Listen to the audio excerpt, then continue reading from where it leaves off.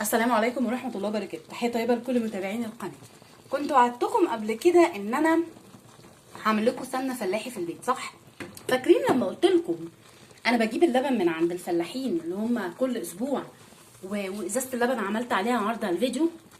ابتديت اجمع منها القشطه زي ما انتم شايفين كده، وابتديت ان انا اهو شايفين، بصوا حطيت ملح وبتسيح، وبصوا شايفين النار، بس انا لسه كمان ايه يعني النار كده تعتبر عاليه، هوطي النار اكتر.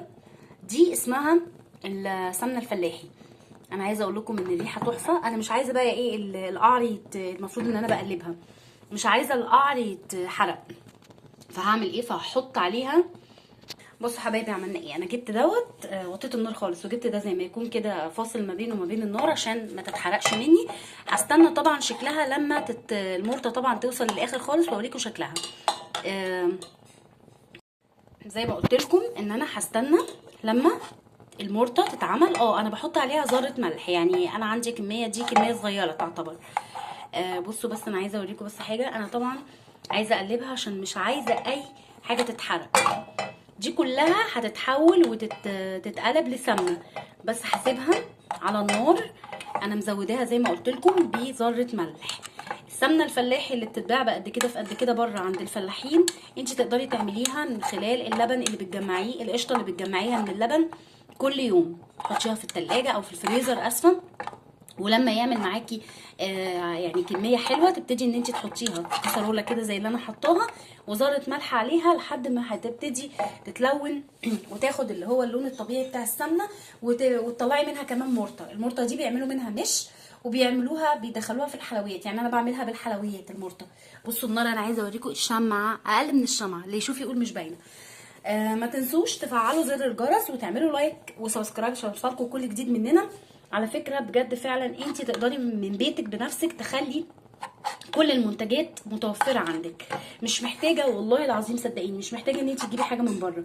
يعني السمنه اللي بصوا اهي، شايفين دي كده اهي، دي اول معالم الايه ان هي بتبتدي ان هي ايه تستوي. كل بقى ده هيتحول لسمنه، والمرطه هتبتدي انها تتحول باللون ده. بس انا كده هسيبها بقى على النار خالص تاخد وتدي مع نفسها كده بالراحه.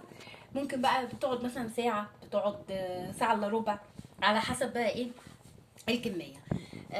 ان شاء الله باذن الله هوريكم السمنه دي، بس بعد بقى ما تخلص، مش في الفيديو ده، هعمله في فيديو جديد وهوريكم السمنه الفلاحي. بصوا انا كده كده اصلا كنت عامله كميه، بصوا شايفين اهي، هي دي الكميه اللي طلعت من اللهم صل على النبي، من القشطه اللي انا كنت عاملاها قبل كده. يعني المفروض ان هي بصوا هتتحول لسمنه فلاحي. حطيتها اهي، هي دي الكميه. انا بعمل كميات، والبرطمان كان اللهم بارك كان مليان بس هو خلص. زي ما انا قلت لكم ديت هتتحول، القشطه دي هتتحول في الاخر خالص للون ده، للون السمنه ده.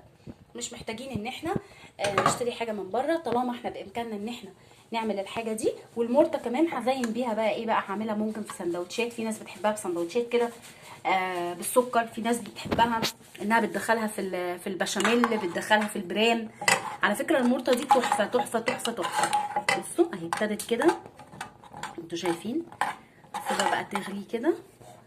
يلا اشوفكم بخير ان شاء الله باذن الله في فيديو جديد. يلا السلام عليكم.